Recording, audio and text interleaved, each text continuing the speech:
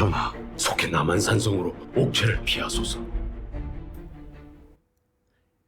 병자호란 당시 항전을 주장했던 책화파 김상헌.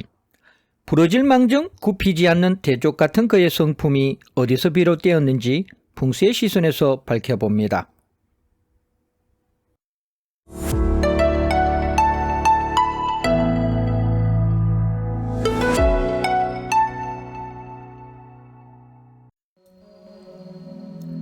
(1636년) 병자호란 발발 후 조선의 왕 인조는 한양을 버리고 남한산성으로 피신합니다.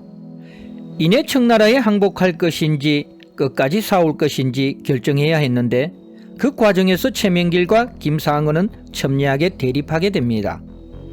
최명길이 항복을 주장했다면 김상헌은 조선의 명예를 지키기 위해 끝까지 항전할 것을 주장하지요. 풍수학자로서 이런 대쪽 같은 성품을 지닌 김상헌의 묘가 사뭇 궁금합니다. 그의 묘는 경기도 남양주시 와부읍에 있습니다. 묘역은 전체적으로 남향이며 사방이 아늑한 산들로 둘러싸여 있어 일반인들도 단번에 명당임을 느낄 수 있는 형세입니다.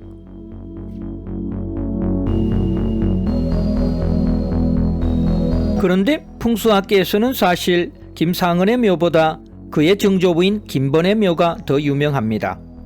이 묘를 기점으로 12명의 정성과 3명의 왕비, 수십 명의 판서가 배출되었기 때문입니다. 그래서 김번의 묘는 소위 조선 8대 명당의 하나로 익히 알려진 곳입니다.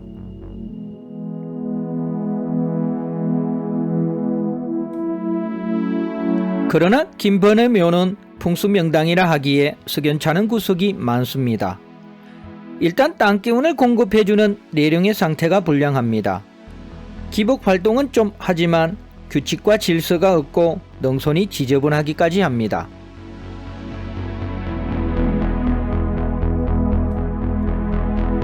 또 묘소 뒤편이 너무 허전합니다. 동쪽에서 온 땅기운이 남쪽의 묘소로 들어오려면 90도 방향 전환해야 합니다. 이 경우 능선 반대쪽에 귀성 역할의 바위나 두툼한 둔덕이 있어야 하는데 이곳은 제법 큰 골짜기가 있습니다. 바람 피해가 적잖이 걱정되는 지형입니다.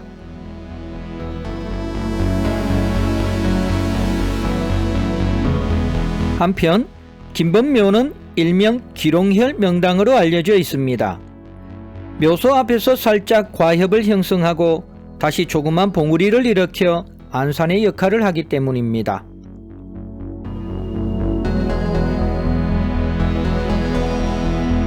그러나 기롱혈이 되기 위해서는 앞에 봉우리가 묘소를 향해 고개를 돌려 면을 보여야 합니다. 이를 위해서는 봉우리에서 양쪽으로 뻗은 가지가 뒤로 감아 돌아 묘소를 향해야 하지요.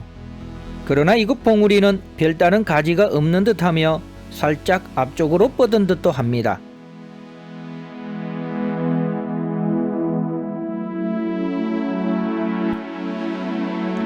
또 봉우리 정점 지점에는 바위가 있는데 이 바위의 적절한 위치는 봉우리 앞쪽에 있어야 합니다.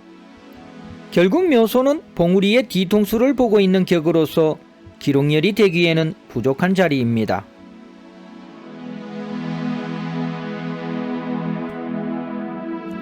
그렇다면 이곳 묘역에서 좋은 자리는 어디일까요? 결론부터 말하면 김번의 아들이자 김상헌의 조부인 김생의 묘소입니다.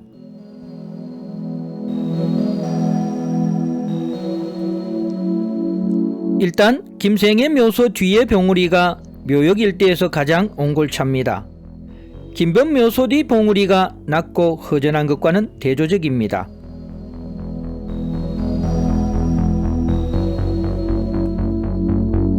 내룡 또한 비교적 기복 굴곡하는 생용의 모습입니다. 특히 현무봉에서 김생의 묘소로 반시계 방향으로 땅기운이 들어가는 모습이 뚜렷합니다.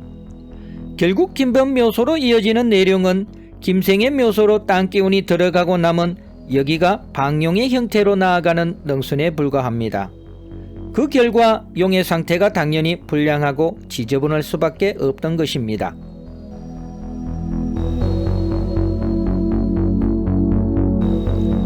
김생의 내룡은 현무봉에서 묘소로 내려오는 과정에 다시 작은 봉우리를 일으킵니다. 땅기운이 혈매점을 준비하는 모습으로 풍수적 혈자리에서 일반적으로 볼 수 있는 정거지형입니다.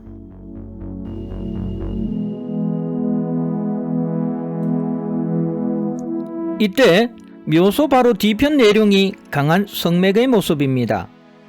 내룡의 강한 기운을 받고 있는 김생애의 손자 김상은의 성품을 짐작할 수 있는 대목입니다.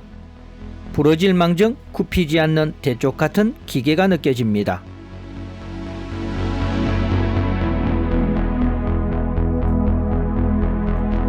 이어서 내룡은 김생애 묘소에서 혈을 맺고 남은 여기가 김상은 묘소에서 전순을 형성하고 있습니다. 또한 현무봉에서 김격현 묘소로 뻗어내린 능선이 백호가 되어 김생애 묘소를 보호하고 있습니다.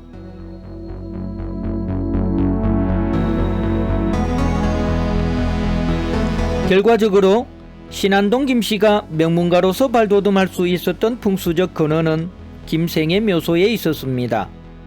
물론 김법 묘소 등 묘역 내 다른 묘소들도 양지 바른 땅 정도는 되지만 가문의 수많은 인물 배출을 위한 역량에는 한참 모자라는 땅입니다. 풍수인들 뿐만 아니라 일반인들도 날씨 좋은 날 김생애 묘역에 땅기운 받으러 한번 방문해 보시길 권합니다.